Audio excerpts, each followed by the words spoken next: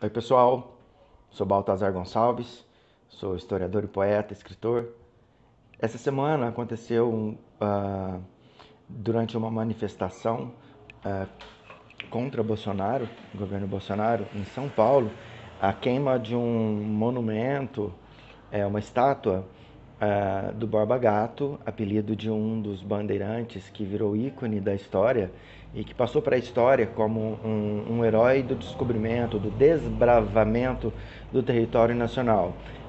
Queria comentar a respeito disso, falar um pouco sobre o que foi esse movimento de desbravamento do interior do Brasil, né? E lembrando que é preciso, para entender esse contexto, dois fenômenos, né? Dois fenômenos circunstanciais do século XIV, XV, XVI. O surgimento e a consolidação do capitalismo.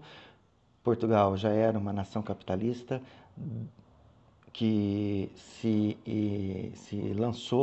é, se lançou às grandes navegações ao redor do mundo, especialmente para conquistar novos territórios e esse movimento leva a nação portuguesa para uma circunstância nas terras que seriam o Brasil, ao encontro de uma civilização que não via a terra como propriedade privada. Então, quando os portugueses chegam aqui, eles têm a noção de que a terra é uma propriedade privada. Então, quando eles veem o território e eles não veem cercas demarcando ou construções demarcando, né, no vasto território recém-descoberto por eles, a impressão que eles têm é que essa terra não tem dono. Então, ela vai ser nossa porque nós vamos ocupar. E quem ocupa é dono. Essa é a perspectiva. O índio, o aborígene, o nativo, não tinha essa relação com a terra, de ser dono dela. Né?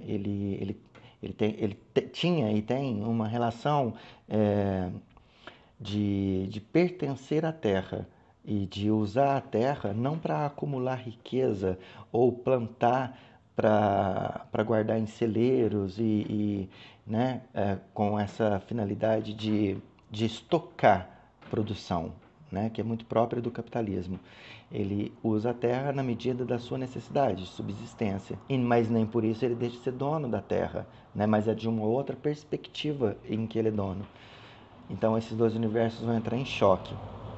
Outra coisa que é preciso saber também é que a Igreja Católica já tinha permitido, nesse contexto, a criação de uma companhia mercantil dentro da Igreja, com o aval do Vaticano, do Papa, para criar uma empresa mercantil para acompanhar essas navegações. Então, o discurso era de que, estando junto nessas novas descobertas, poderia se levar o Evangelho e ganhar almas para Cristo e aumentar então o domínio da igreja, né? E resgatar inclusive o poder que havia sido desgastado com a ascensão ou com o surgimento do protestantismo. E essa companhia mercantil, ela tinha o fim mesmo, o primeiro objeto dela era ser mercantil, era a Companhia de Jesus. E os ingressos nessa ordem eram jesuítas. Então, os jesuítas vieram junto dos portugueses e eles vieram por dois motivos. Um, porque a empresa era mercantil e estavam interessados em ampliar a riqueza do Vaticano. Outro motivo que subsidiava aí essa justificativa era trazer o evangelho, a pregação da fé cristã para quem era considerado selvagem, né? E resgatar e salvar essa alma perdida, né? E isso, na verdade, tem grandes implicações porque naquele momento O território era dividido, o território conquistado pelos portugueses, ele tinha sido dividido entre os espanhóis. Então, retomando aquela aula de história, né, revendo o mapa do Brasil daquele momento, né, a linha de Tordesilhas, Tordesilhas é o meridiano de Tordesilhas, marcava a linha que dividia o que era território de Brasil, de Portugal, nas Américas, na América, e o território de Espanha na América. O território espanhol era muito maior, pelo Tratado de Tordesilhas era muito maior. Portugal já tinha colonizado ali da Bahia para o norte e tinha já, como não encontraram ouro, né, porque o objetivo era esse, metais preciosos. Como não tinha encontrado, já tinham desenvolvido a monocultura de cana-de-açúcar, que era algo que já tinha sido aplicado nas Índias e mesmo em Cabo Verde, na Ilha da Madeira. Era uma cultura já conhecida, uma monocultura já conhecida e que dava lucro. Então, no Nordeste já tinha sido praticada a monocultura, né? Mas no Sul a monocultura da cana não teve tanto sucesso por conta do clima, por conta do relevo também. E quando famílias já tradicionais, ou representantes de famílias tradicionais portuguesas aqui encabeçavam movimentos de entradas para dentro do território, o governo português aprovou esse tipo de movimento, inclusive estimulava essas entradas para descobrir novas riquezas na floresta, né, caçar índios, né, e também resgatar negros fugitivos. As entradas eram um movimento autorizado pela coroa portuguesa. Muitos resolveram fazer esse movimento por conta própria, fora, inclusive, da alçada do governo português. E essas novas entradas sem autorização eram conhecidas como bandeiras, né? Esses grupos levavam estandartes com o brasão das famílias portuguesas representadas aqui, né?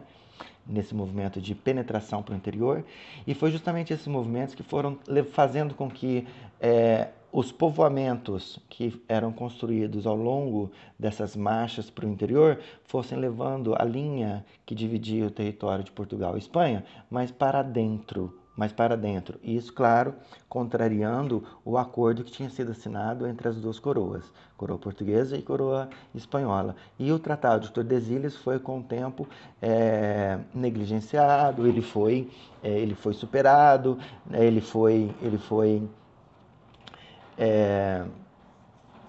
não foi respeitado.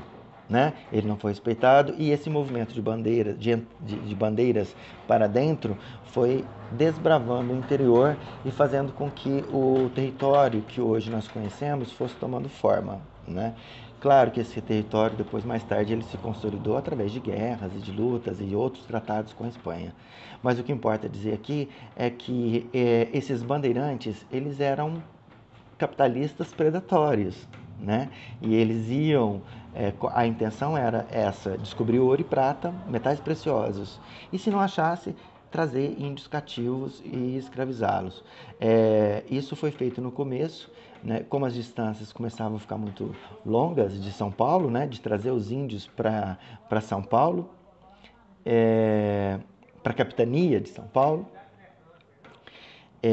Esse movimento foi então foram criadas vilas ao longo desse percurso, e nessas vilas essa domesticação do indígena para o trabalho, né, foi sendo realizada com a participação da igreja, dos jesuítas, né, com os jesuítas, que de uma maneira a ganhar a alma para Cristo, né, dos índios, faziam com que essa cultura se perdesse, se descaracterizasse, e é um movimento que a gente vê até hoje, né? A gente vê até hoje.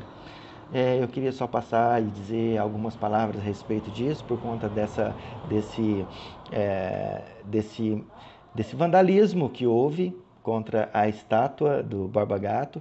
A minha opinião é que esses monumentos que consolidam na história oficial, a história dos governos, a história dos vencedores, que consolidam nessa história, né, a, é, bandidos como heróis, não precisam ser depedradas ou quebradas ou destruídas. Elas estão ali também, elas servem aos dois propósitos, tanto de reafirmar esse poderio dos vencedores e genocidas, no caso de Borba Gato e Anhanguera e outros bandeirantes, né?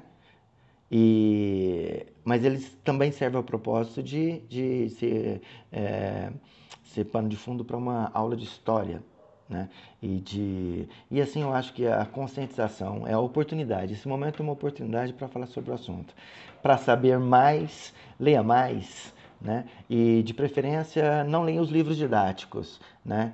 A maioria das escolas elas são escolas públicas, o dinheiro investido ali é o dinheiro do governo, é o governo que através de lobbies contratam editoras para produzir os livros didáticos. As editoras, a maioria delas, repetem o blá blá blá de uma história oficial e dão informações, repetem informações que vêm assim de 200 anos atrás.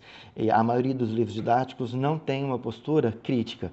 Então, procure um livro didático na sua biblioteca, aí na sua escola, que tenha uma postura mais crítica e pergunte para aquele professor de história que faz você pensar sobre as contradições, que faz você pensar sobre as estruturas da história, as estruturas econômicas, políticas, as estruturas de mentalidades que existem na história, né, do Brasil. Aqueles professores que te ensinam que a história é viva, a história é presente na vida de cada um de nós, que cada um de nós somos herdeiros de todo o passado que veio antes e que ter essa tomada de consciência é também uma escolha. Então procure esses profissionais, né, e vai se informar melhor, tá certo? Vai se informar melhor e ler mais, conhecer mais. E é isso. Um abraço, até mais.